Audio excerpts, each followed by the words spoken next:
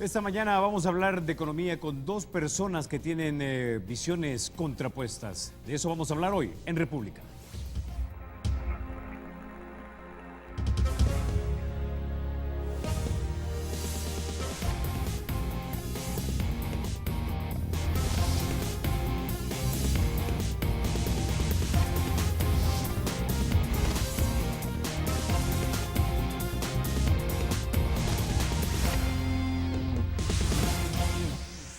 Bueno, El Salvador no ha crecido mucho en los últimos años, 1,7 es lo que proyecta de hecho el Fondo Monetario Internacional. Ahora, esto no es de ahora, no es del presidente Sánchez Serén, no es del presidente Funes, no es del presidente Saca. ¿Qué es lo que está pasando con El Salvador? De eso vamos a hablar en estos momentos con César Villalona, él es un economista afín al FMLN.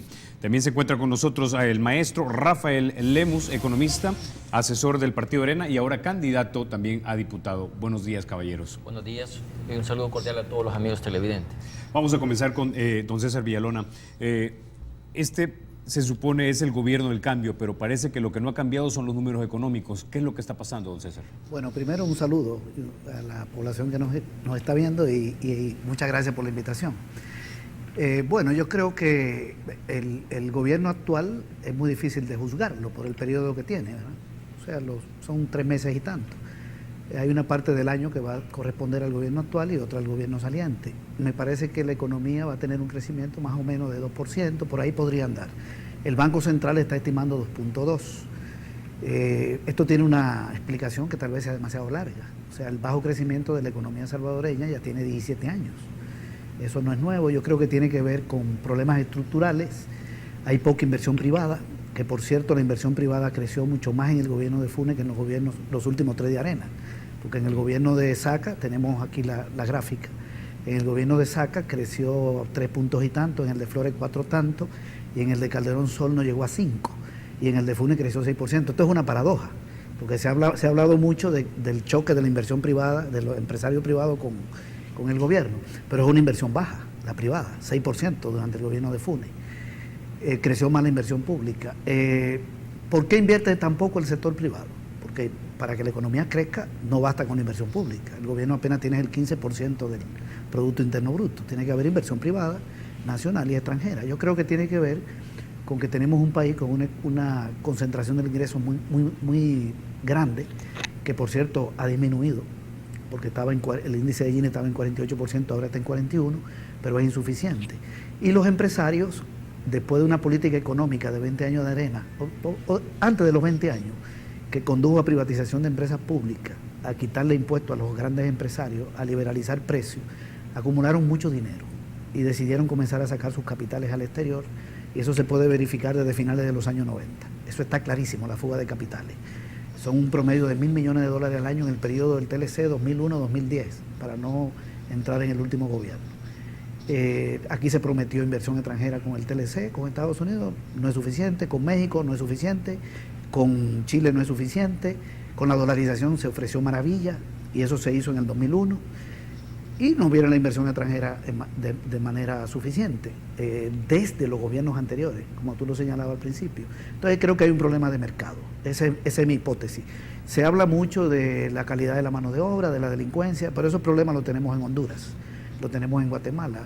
La mano de obra en Nicaragua no es mejor, hay más seguridad.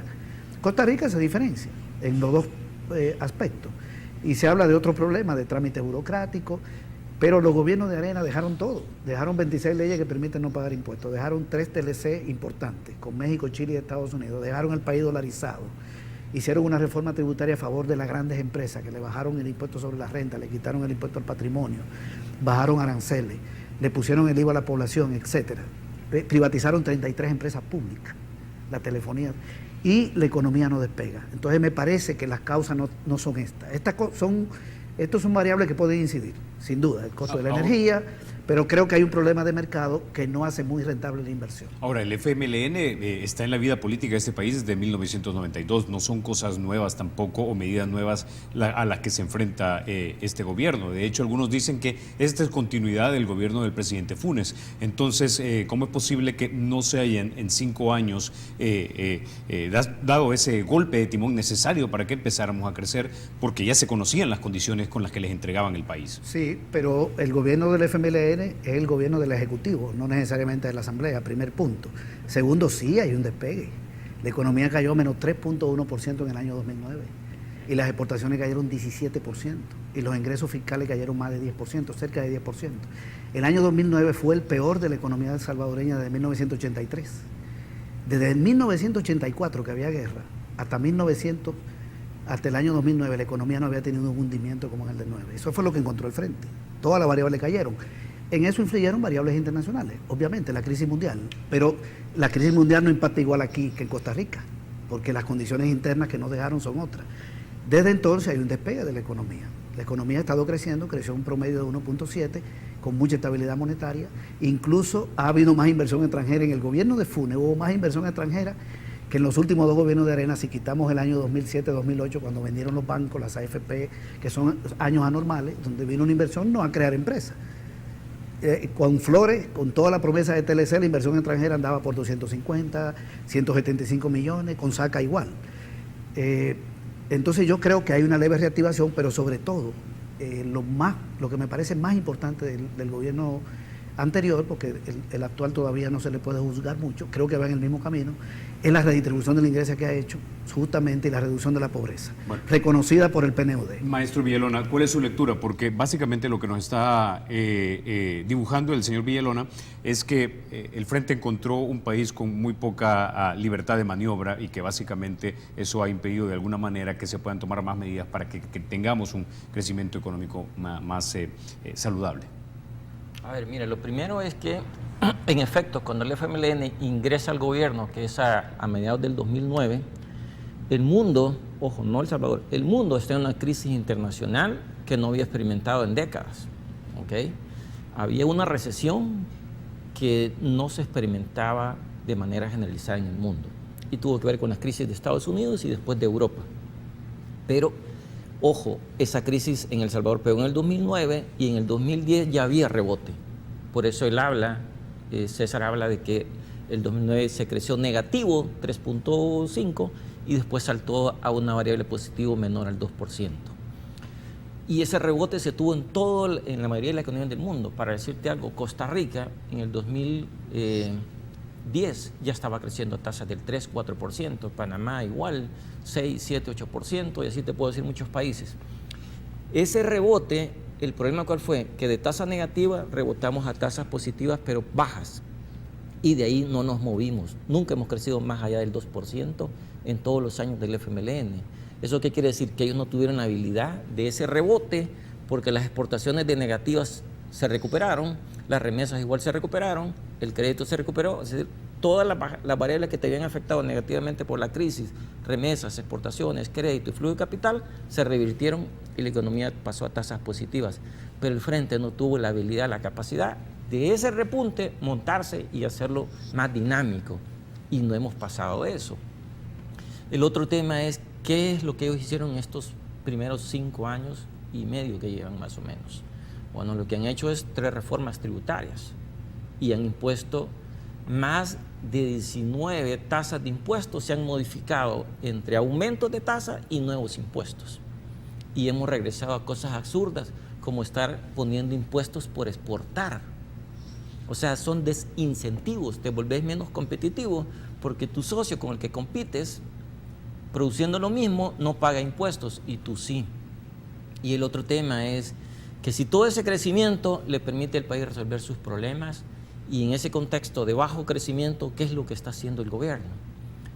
Yo creo que montó un sistema de protección social que, te digo, tiene cosas muy buenas. Uno de esos ejemplos de que deberíamos de cuidar es el tema de pensión básica universal para las personas adultas mayores de 70 años sin ingresos, que son gente vulnerables, sobre todo en los municipios de mayor pobreza. Ese es algo bueno, hay que cuidarlo. ¿Cuál es el problema en la realidad? Que ahora, con la llegada del gobierno de Sánchez Serén, tú lo que tienes es una política en contra de la gente más pobre y vulnerable. ¿Por qué no le has pagado la pensión a las personas adultas? Porque estabas quitándole el subsidio, de hecho, a miles de hogares. Y porque además en el presupuesto, desde Funes, no le dejaron en el último año la plata, se deben de recordar, no tenía la plata para los escalafones de salud y educación, no lo tenía. El presupuesto de este año nuevamente va igual. No tenía toda la plata para el subsidio del gas. Subsidio del gas le pusieron en el presupuesto 2014 88 millones de dólares, se necesitan 130. Por eso es que están recortando los subsidios de hecho. Igual, otros programas sociales, no está el subsidio completo para el transporte público, no está asegurado el subsidio para el gas, solo tiene 88 millones. Tú ves que en la realidad le estás cortando pensión de vejez. Ese tipo de ajuste es lo peor que puedes hacer. ¿Por qué? Porque estás haciendo un ajuste fiscal en contra de los más pobres, quitándole la protección. Y pasa de un sistema de protección social a un sistema de desprotección contra los más pobres y vulnerables. Y el otro tema es lo siguiente. Yo puedo aceptar que la situación fiscal del país está mal después que has hecho 3 reformas fiscales que te han dado más de 1.200 millones de dólares para el fisco. Pero lo que no te puedo aceptar es que tú agarres de la población, le quites más de 1.200 millones de dólares, consumidores en general, y que no resuelvas ni un tan solo problema de los salvadoreños. ¿A qué me refiero? No has resuelto la calidad de educación de la gente, no has mejorado la salud, ni siquiera tienes medicina, que fue tu oferta, y tampoco has resuelto el tema de seguridad. Así que poner más impuestos para no resolver problemas de la gente me parece incapacidad y una gestión política impresentable. ¿A qué me refiero? Yo creo que la población te puede decir, ni modo, sacrifiquémonos con más impuestos, pero me resuelve la seguridad, me resuelve la salud, me resuelve la educación. Pero hacer 3 reformas tributarias para nada y decir que ahora el nivel de déficit de 4%, parecido al que encontraste, es igual, sigues teniendo un déficit. Mira, cuando el FMLN llegó en el 2009, el déficit era de 1.200 millones de dólares, 1.100 y algo. Hoy, ¿cuál es? Son 1.000 millones de dólares. ¿Ha resuelto algo del tamaño del déficit con 3 reformas de impuestos? No. ¿Le ha resuelto los problemas a la gente? Tampoco. Y entonces, ahí donde te digo que en este momento tú no tienes que, ¿por qué la carga de los impuestos que ya les pusiste, ahora venir y quitarle los programas sociales a la gente? De hecho, porque se los está quitando de hecho al no pagarle la pensión, al mandar a hacer uniforme y no pagarle a los proveedores, al quitar a los 35,000 hogares, etcétera. Tienes que quitar la grasa del gobierno. ¿Y cuál es la grasa del gobierno? Te voy a dar unos ejemplos. Parte de la grasa es todos los privilegios que tienen los funcionarios. Tienen vehículo, tienen motorista, tienen gasolina, tienen celular, tienen seguridad. ¿A cuenta de qué? La población va a pagar todos esos privilegios ver un funcionario y que no tiene un buen salario de miles de dólares. No se puede comprar un carrito como cualquier mortal. Ahora, algunos analistas nos han dicho que incluso si tú eliminaras esa grasa, lo que puedes ahorrarte son 300 o 400 millones de dólares. Ojo, pero 300 o 400 millones de dólares, ¿cuánto es lo que le estás quitando al subsidio del gas? Son 3 millones de dólares. A los 35,000 hogares, hagan los números, 35,000 hogares a 7.99 cada tambo por mes te da 3.4 millones de dólares. Y tú me dices que con toda esa grasa puedes recoger 300 millones de dólares. Eso es suficiente para cubrir los programas sociales a favor de los pobres, resolver las medicinas. ¿Cuánto necesitas? 30 millones de dólares se pasó pidiendo todos los años la doctora Isabel de Rodríguez en el gobierno del FMLN y nunca se los dieron, porque nunca iban en el presupuesto. ¿Y ahora qué tienes? ¿No tienes medicina? No, este año. Siempre no has tenido medicina. Bueno, tengo que ir a la pausa, maestro Lumos, pero antes de irnos, hay que decir por justicia que el presidente Sánchez Serén desautorizó básicamente el quitarle el subsidio a esas 35,000 desautorizó, personas. Pero ¿y por qué no desautoriza el que no le estén pagando las pensiones a los viejitos por más de 8 meses? Bueno, vamos a hablar de esos y otros temas, vamos a hablar de cómo está amarrada estructuralmente la economía, porque quisiera que conociéramos un poco más en detalle cómo funciona eso. Ya regresamos en minutos. Sí.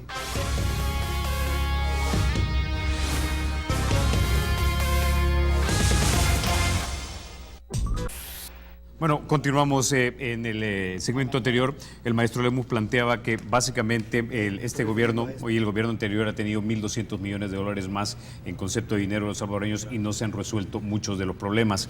Ahora, la pregunta es, y esto lo conversamos también con el vicepresidente Óscar Ortiz, da la impresión que si la economía no crece, seguimos siempre administrando escasez, así querramos sacarle más dinero a los privados y aún no hemos tocado los informales, que algunos dicen por ahí podríamos encontrar más dinero, pero siempre sería estar en la misma lógica, administrar escasez. Entonces mi pregunta, don César, ¿cuáles son los amarres que tiene la economía realmente por lo cual no se crece? Porque al final el problema fiscal se va a resolver cuando tengamos mayor crecimiento.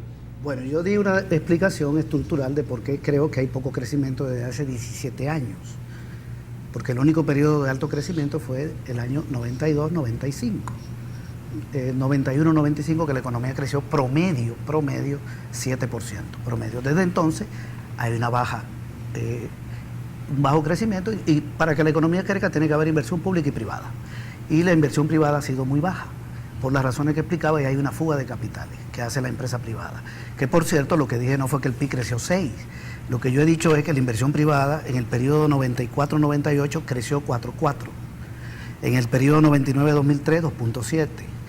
2004-2008, 3.1. Y en el gobierno de Funes, 2009-2013, 6. La inversión privada, no el PIB. Esto está demostrado. Resulta que los empresarios invirtieron más con Funes que con Arena, a pesar de que Arena le tomó todas esas medidas. Ahora, yo quiero dar algunos datos con fuentes aquí para desmentir algunas cosas. Primero, ningún gobierno del mundo le ha resuelto todo al pueblo. Hay pobreza en cualquier país del mundo, hay problemas de salud, de educación. Pero ¿qué ha sucedido aquí? La economía que menos crece de Centroamérica es la salvadoreña desde hace años y que menos inversión extranjera recibe es la de El Salvador desde el 2006. Porque antes del 2006 Nicaragua recibía menos y en el 2006 gobernaba Arena. Ahí comenzó el quiebre. Somos el último en inversión extranjera y en crecimiento en Centroamérica. Pero en el periodo 2009-2013, El Salvador, con un crecimiento promedio de 1.7, muy inferior a Centroamérica, bajó la pobreza de 40% de los hogares en que la encontró. El 40% es un dato del 8. En el 9 estaba en 38 y en el 2013 29%. Esto lo reconoce la encuesta de hogares, que es la que hacía Arena, porque esa encuesta se viene haciendo de los años 70, es la fuente, y lo reconoce el PNUD, que dice que entre el 2013, 12 y 13 bajó 4.5. La encuesta le da 5. Hay una diferencia chiquita. ¿Cómo es posible que con tan poco crecimiento se reduzca la pobreza, que es lo principal que debe hacer un gobierno? Eso se debe a una política redistributiva. No es al abandono de programas sociales, es a la creación de programas que no existían cuando Arena, porque solo existía uno, el de comunidades rurales. Y eran rurales, comunidades solidarias rurales. Con el gobierno de Funes se quedaron los otros, que no existían. Yo no sé por qué Arena no lo hizo. Porque fíjate lo siguiente, el gobierno que más ha aumentado sus ingresos no fue el de Funes. El de Cristiani arrancó con un presupuesto de 2.673 millones de colones y cerró con 8.367. Es decir, que con Cristiani los ingresos crecieron 214%. Repito la cifra, 214. Cuando llega Calderón Sol, termina con un presupuesto de 12.194 millones, arrancó con 8.000 y algo. El crecimiento es de 46%. El crecimiento de Flores, 47%. El de Saca creció menos, 35%, pero porque en el año 2009 cayeron. Si lo dejo hasta el 8, creció 56%. Y con Funes crecieron 41%. No juzgo este gobierno todavía. Este gobierno en el primer año va a terminar con los ingresos, no hay un crecimiento ahorita. ¿Qué quiere decir eso? Tú no puedes decir cuál es que el gobierno que más dinero ha tenido es el de hoy, porque no puedes comparar el dinero de hoy con el de hace 20 años. El gobierno que venga dentro de 20 años el gobierno que haya va a tener mucho más dinero que el de hoy, o el de dentro de 5 años, porque la economía crece y el presupuesto crece, salvo que hay una catástrofe. Generalmente el PIB crece a precio corriente, porque esto se mide a precio corriente, no a precio constante, los ingresos públicos. Entonces, lo que hay que ver es la tasa de crecimiento de los ingresos y compararlo también con una serie de variables. Entonces, en ese sentido, no ha sido el de Funes el que más dinero ha tenido, fue el que mejor distribuyó y lo reconoce la encuesta de hogares cuando está establecido que pasó la concentración del ingreso o el índice de Gini de 48 a 40. Eso quiere decir que se aproxima hacia cero, eso es redistribución. Por eso, para los economistas de derecha debe ser un enigma, que un país donde la economía crece 1.7, la pobreza se reduce en 11 puntos porcentuales. Y por primera vez en la historia de El Salvador está por debajo de 30. Quiero decir otra cosa. Medicinas en los hospitales, claro que faltan, pero antes era el 50% que estaba abastecido y hoy supera el 80%. La mortalidad infantil ha bajado, lo acaba de reconocer el informe ahora de la UNICEF, acaba de ser reconocido. El analfabetismo se ha reducido. ¿Qué gobierno resuelve todos los problemas? Ninguno. Pero hay una redistribución que ha mejorado las variables sociales. Ahora, ¿cuál es el planteamiento de Arena? Yo creo que Arena debería sentirse bien si aquí se eliminan los programas sociales. Yo no veo la preocupación, no entiendo la preocupación de Lemus, porque lo que prometió Quijano en la campaña era eliminar el despilfarro, que no era el gasto corriente, eran los programas sociales. Eso lo dijo en el exterior y luego se arrepintió aquí. Arena siempre ha planteado eliminar el subsidio, es decir, o reducir el subsidio al gas, al transporte. Esa ha sido su política. Y Arena le quitó impuestos a los ricos y le puso el IVA al pueblo con 10 y se lo subió a 13 con Calderón Sol y se lo extendió a los granos básicos, la verdura, la fruta, la leche, los lácteos, todo con Flores. Esa fue la reforma tributaria que hizo. Le dejó al rico y le quitó al pobre. Este gobierno que acaba de terminar no ha hecho eso. Y ahora Sánchez Serén, ¿qué ha hecho con las empresas que le deben 513 millones? Le dice, te perdono 200 y dame 300. Un decreto de amnistía para dejarle 300 millones a los empresarios que le deben al gobierno. ¿Y desde cuándo viene esa deuda? ¿Y cuál es la evasión de impuestos que hace la gran empresa? Estaba en 38%, ahora está en 28%, son 1.480 millones. Bien, el déficit fiscal era 5.7% del PIB y el año pasado cerró entre 5%. Este año va a andar por ahí, tal vez un poco menos, porque la tendencia es que no llegue a 800 millones, de acuerdo a los datos que están saliendo. No va a llegar a 800 millones por el decreto de austeridad y porque se ha recaudado un poquito más, no mucho, por algunas medidas. Y el año que viene está calculado en 4. No tiene nada que ver un 4 con 1.7. Tú no puedes decir eran 1.100 y ahora son 1.000, porque 1.100 en el año 2009 es mucho menos que 1.000 en el año 2015. La economía no se mide así, porque los periodos son distintos. Lo que pasa es que Arena maneja variables absolutas cuando tiene que manejarla en términos de indicadores. Eso no tiene ningún sentido. Yo creo que hay un rumbo.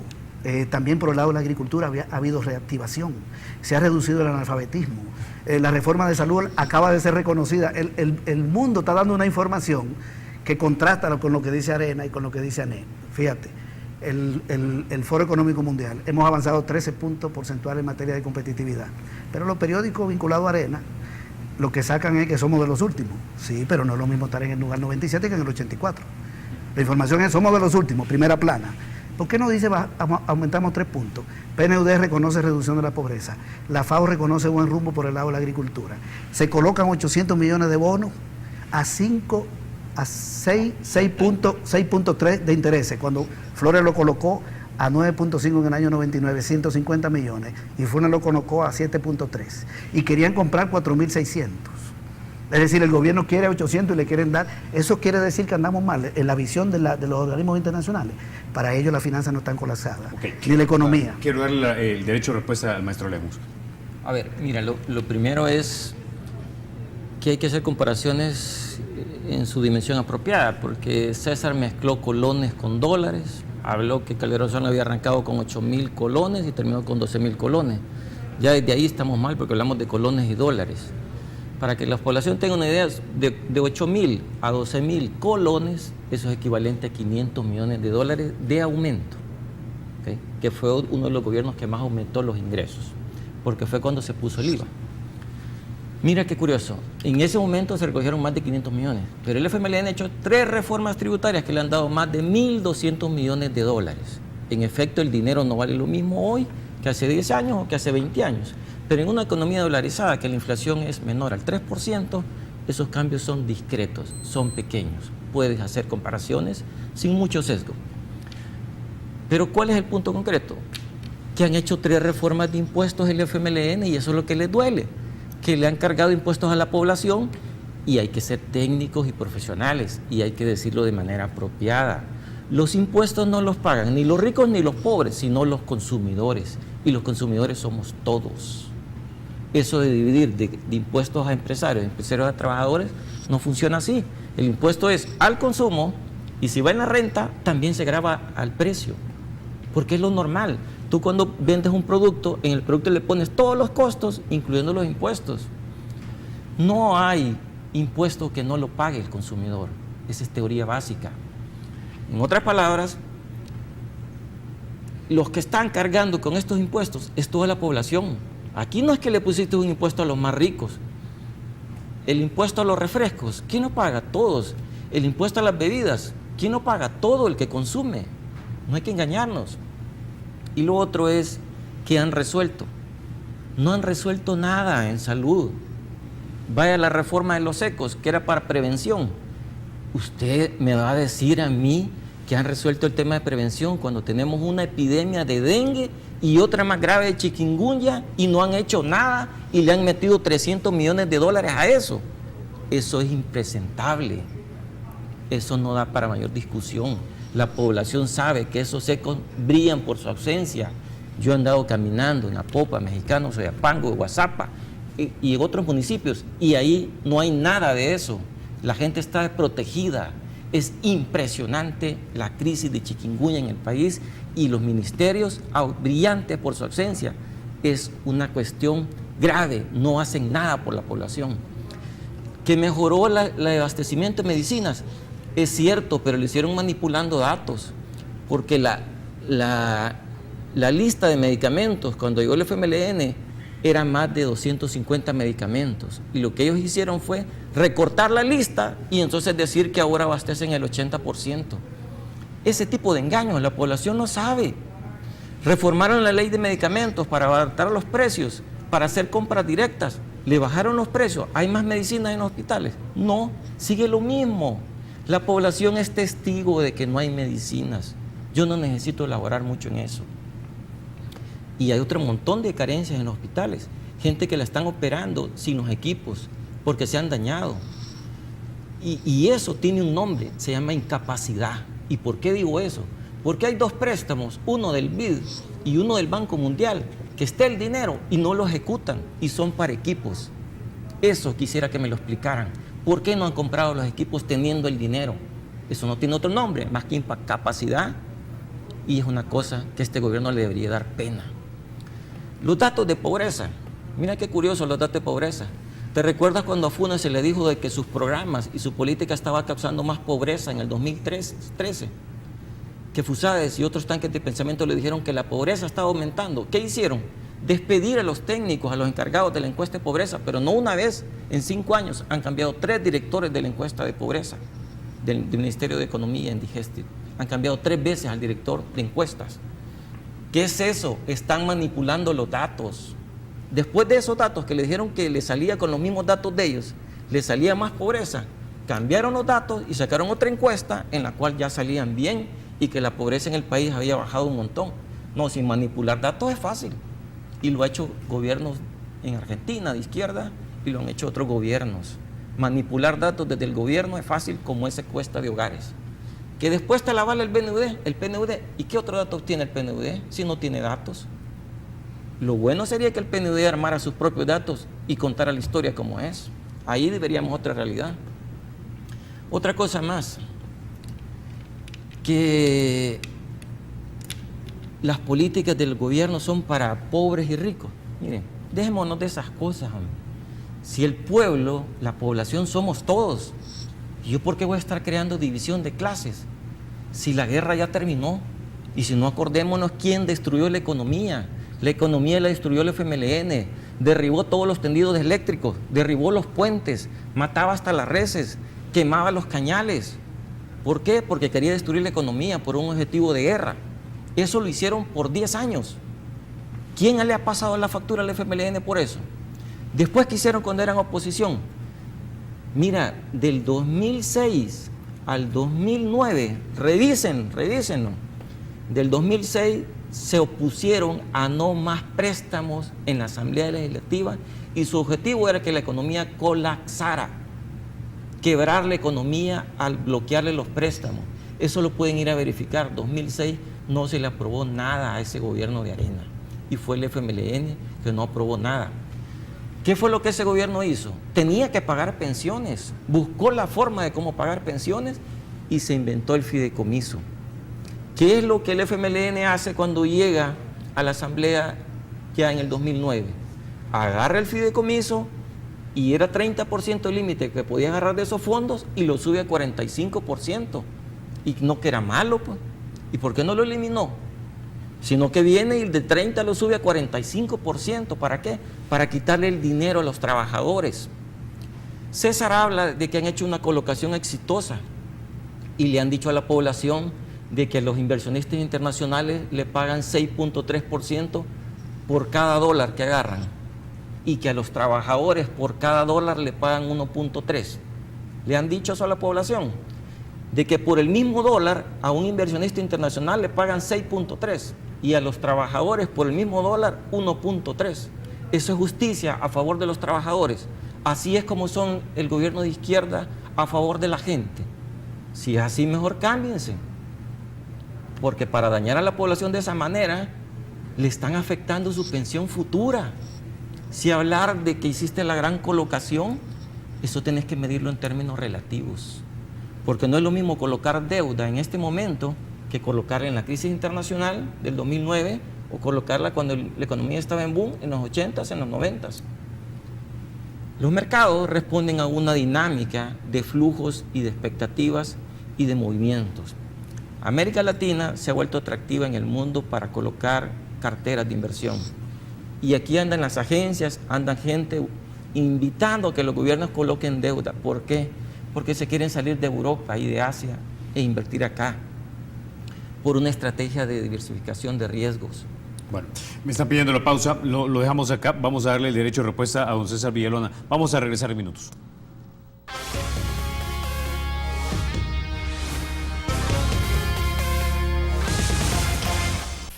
Señor Villalona, severo lo que dijo el maestro Lemus, manipulación de datos y que por eso es que salimos como que tenemos menos pobres y el PNUD nos lo valida. Solo una cosa más, la población tiene la mejor respuesta, si está menos o más pobre. Señor Villalona. Yo quiero comenzar por otro punto y voy a pasar a ese. Yo no entiendo cómo un economista se puede confundir con lo que yo dije sobre los ingresos durante Cristiani y Calderón Sol, que eran en colones, y los de Flores, que comenzaron en colones y terminaron en dólares, porque tuvo las dos monedas, y los de hoy. Yo no estoy comparando dólares con colones. Yo estoy hablando de los ingresos fiscales que encontró Cristiani. Los encontró en colones, porque esa era la moneda nacional. Y luego, como arrancó con una cantidad y terminó con otra 214 veces más grande, entonces yo digo que el gobierno que más incrementó sus ingresos fue el de Cristiani, ¿verdad? 214%. Por ciento, sí. No veces. Sí, 3 veces más grande. Es otra 3 veces cosa, más grande. no 214 veces. 3.14 veces más grande.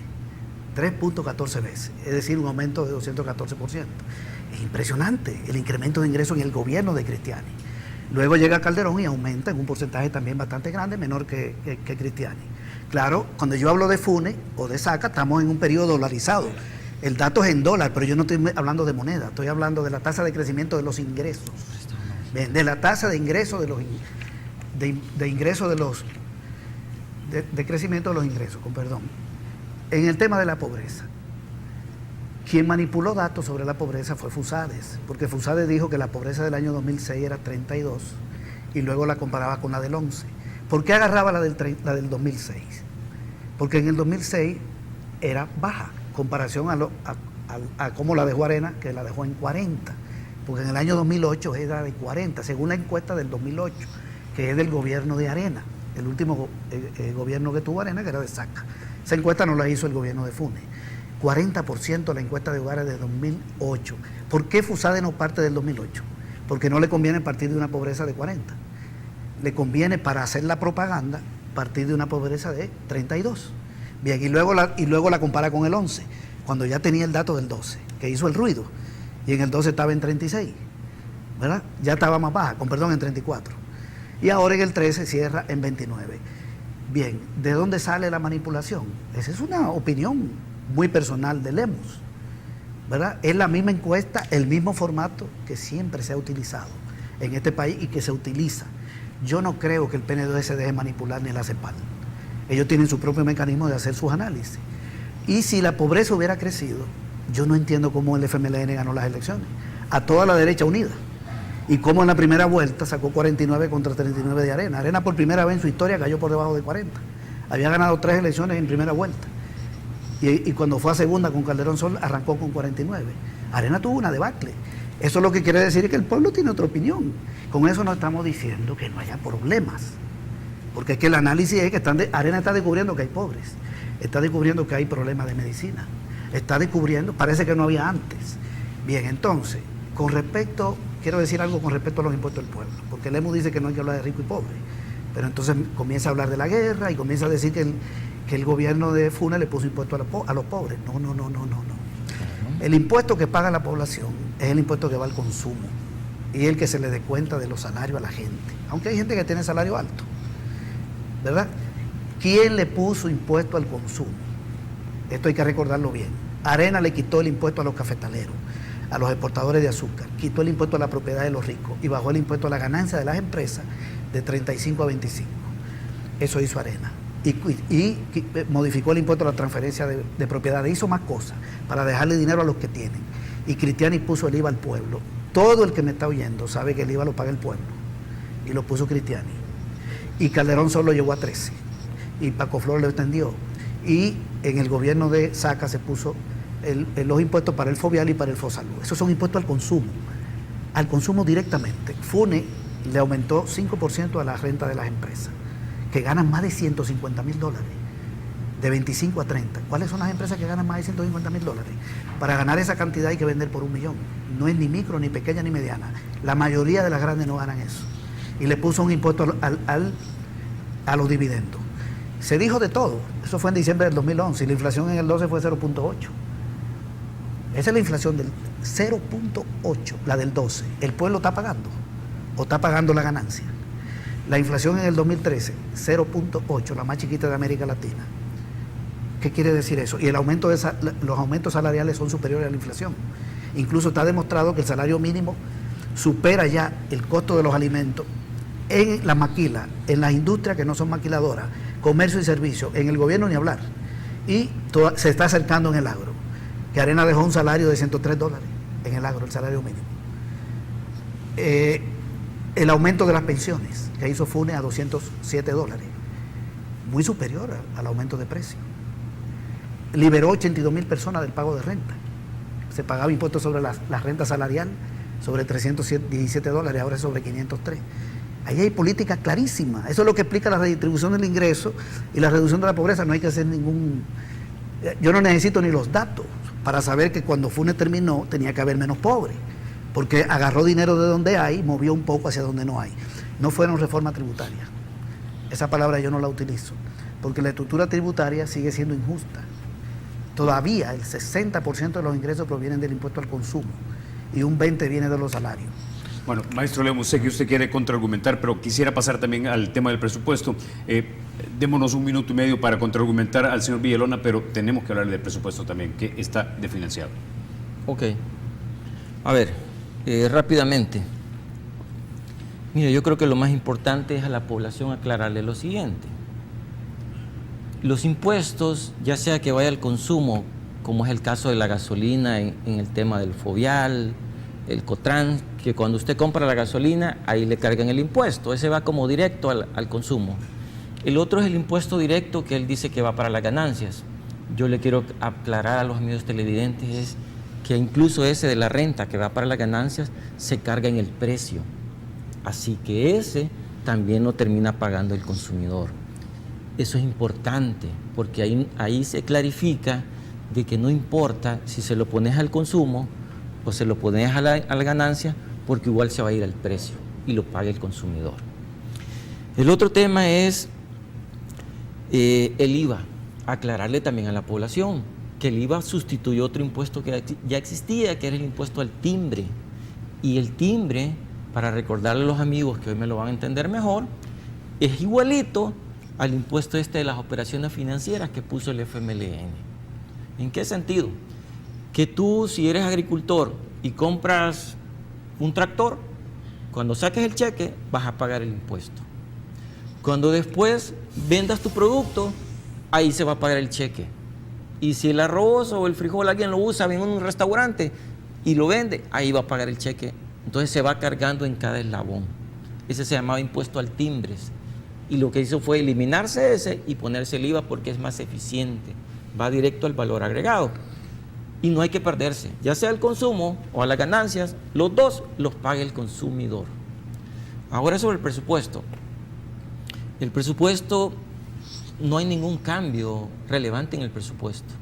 ¿En qué sentido? Siempre está desfinanciado, siempre está incompleto y es más de lo mismo. Es inconstitucional. No están ni respetando la Constitución, que te obliga a poner el gasto total y las formas de financiamiento. No lleva otra vez los escalafones de salud y seguridad y es por ley, ¿verdad? Es una ley que está violando. Ya eso es inconstitucional. No lleva otra vez todo el subsidio completo del gas. No lleva el subsidio completo del transporte. No lleva todo lo de devolución de impuestos, que solo eso son 200 millones de dólares. Y por eso tú ves que el gobierno, con más impuestos, nunca tiene dinero. Y la población se lo debería preguntar. ¿Por qué el gobierno con más impuestos nunca tiene dinero? ¿Por qué no pone todos los gastos en el presupuesto? Y de esa manera, por más que haga, siempre no termina de pagar las cuentas en el año. Y lo peor de esto, ¿cuál es? Como no pone todos los gastos, ¿qué es lo que está haciendo ahora? No le paga a los proveedores que han hecho los uniformes, los zapatos, etcétera. No le paga la pensión a los viejitos, los deja por último. Hoy resulta que está eliminando a los hogares con el subsidio del gas y haciendo otras cosas que es un ajuste contra la población, como es no comprar medicinas. Ahí hay cosas en los hospitales que los amigos televidentes no me dejarán mentir. Ellos lo saben bien. En los hospitales dicen que han eliminado las cuotas, pero te exigen que tú lleves insumos, te exigen que tú pagues laboratorios y te obligan a darte una receta en blanco con la receta con las medicinas, pero no te dan las medicinas. ¿Eso en qué termina? En que la población, si se quiere curar, paga los laboratorios, paga los exámenes y compra las medicinas y hasta ayuda en otras cosas, como gasas y otros implementos. Te lo dicen los médicos, aquí no hay esto, no hay esto, no hay esto. Así se está funcionando. ¿Y eso es por qué? Porque no han querido ser sinceros en el presupuesto, no han querido poner los gastos totales sobre las mesas, los dejan en las gavetas y en el camino los van sacando en la medida que encuentran cómo financiar. Esa es la realidad, no de este año, de todos los años del gobierno del FMLN ha sido la misma historia. Pueden revisar, hay años en que la modificación al presupuesto excede de 800 millones de dólares. Para darles un dato más, 2014, el presupuesto no llevaba el pago de la deuda de los FOSEDU. Solo ahí eran 356 millones de dólares. Una obligación de pago de deuda no la llevaba el presupuesto. Yo no he visto actos de violar la Constitución en materia presupuestaria como ese. No poner el pago de una obligación de deuda en el presupuesto es grave. Y pueden revisar el presupuesto del 2014. Eso no lo lleva como las otras cosas que he descrito. Ahora, debo darle la palabra al señor Villalona, pero para ser justos, una vez más, el diputado Merino, que también fue vicepresidente del Partido Arena, dijo que la costumbre de llevar presupuestos desfinanciados viene desde el periodo del presidente Flores. Señor Villalona. No, todos los gobiernos han tenido déficit fiscal, menos en la década del 60. Fue la única época que no había déficit fiscal. Arena lo dejó en 5.7% del PIB. En el año 2009, porque ese era el presupuesto que aprobó Arena en el 8, que por cierto con un estimado de crecimiento de la economía de 3.5 a 4, cuando ya el mundo estaba en crisis. Tremendo estimado. Estimaron un crecimiento de 3.5 a 4 en el presupuesto del 8 para el 9, del 9, y la economía cayó menos 3.1. Eso es un récord en términos de estimación. Y hoy dicen que hay un crecimiento sobreestimado. El déficit ha bajado. Segundo, no es cierto que el impuesto sobre la renta lo pague el pueblo. Un estudiante de economía sabe que existen los impuestos directos y los indirectos. Los indirectos son los que se trasladan a los precios. Si los empresarios hubieran trasladado el impuesto a la ganancia, de 5% que se le subió, la inflación en el año 2008 no hubiera sido de en el 2012, de 0.8. Eso no se reflejó en un incremento de la inflación. Y no me puede mentir, porque los datos de inflación están ahí, y los reconoce la CEPAL y los reconocen los organismos internacionales. Y en el 2009, 0.8. Una inflación bajita. Siempre ha sido baja. Con Arena no fue tan alta tampoco, salvo en los primeros años. Hay que reconocer que este país ha tenido cierta estabilidad de precio, inflación de menos de 10 dígitos, desde hace buen tiempo. Pero en los últimos 2 años ha sido de 0.8. Entonces no se cargó a la población el impuesto. La empresa paga sobre su ganancia. Lo otro es que el IVA le da al gobierno el 49% de los ingresos, el timbre le daba el 20%, y el IVA es un impuesto al consumo. Ese sí lo paga la población. Es decir, que se hizo más regresiva la estructura tributaria con Arena, porque le bajaron a la renta y le subieron al IVA. Lo otro que quiero decir es sobre el presupuesto. Primero, hay un énfasis en los 3 aspectos esenciales del país. La seguridad pública. Se aumenta 18.9%, casi 19%, el incremento para seguridad pública. Esa es una de las necesidades mayores. Segundo, se mantiene la inversión social. Aumenta 5 en salud, 3 en educación. El área social, que incluye además de eso Ciudad Mujer, las comunidades rurales, lo que va a las alcaldías, etcétera, capta más del 47%. Con Arena no pasó de 41%. Con FUNE llegó a 46%, ahora va en 47%.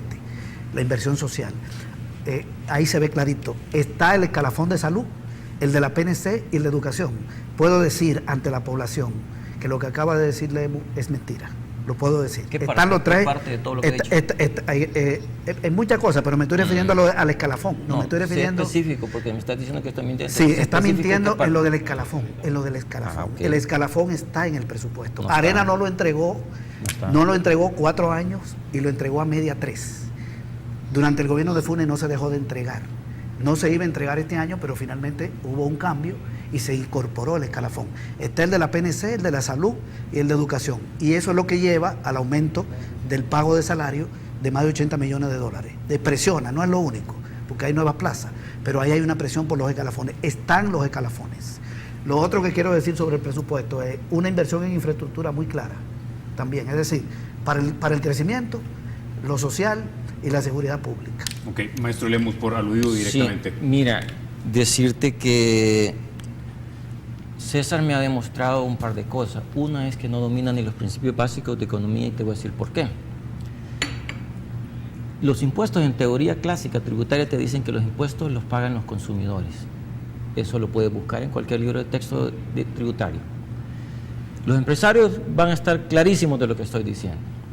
El impuesto sobre las ganancias o impuesto sobre la renta a las empresas se carga en los precios. En el precio pones todos los costos e impuestos. Todo va en los precios. No va nada fuera de los precios, incluyendo ese impuesto a las ganancias. Entonces va en los precios.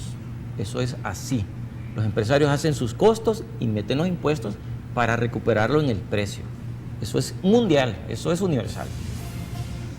El otro tema es que dice que miento en el escalafón. Lo que él me demuestra es que no ha revisado el presupuesto y está hablando, y te lo voy a decir por qué. Yo sí me he tomado la molestia de revisar el presupuesto y armar los cuadros. En salud van alrededor de $6 millones de aumento, $6 millones de aumento para más de 17,000 plazas. ¿Ok? Fijas, y va 400 nuevas plazas en salud que le están dando como $3 millones. Ahí tienes como 9, 10 millones de dólares de remuneraciones. Okay. $6 millones para plazas fijas no puede ser el escalafón. ¿Y por qué no puede ser? Okay. Porque desde el 2013 el escalafón en salud cuesta más de $23 millones y solo lleva 6. Maestro Lemus, se nos acaba el tiempo, pero en síntesis, entonces no está el escalafón. No está el escalafón. Si tú vas a ver el aumento de las plazas, cuánto lleva más de dinero en las plazas fijas, en salud solo lleva $6 millones y necesitas más de 23 millones. Bueno, con ese ya nos quedamos, vamos a la pausa y ya prácticamente nos comimos el tiempo y se nos ha ido muy rápido. Regresamos en minutos.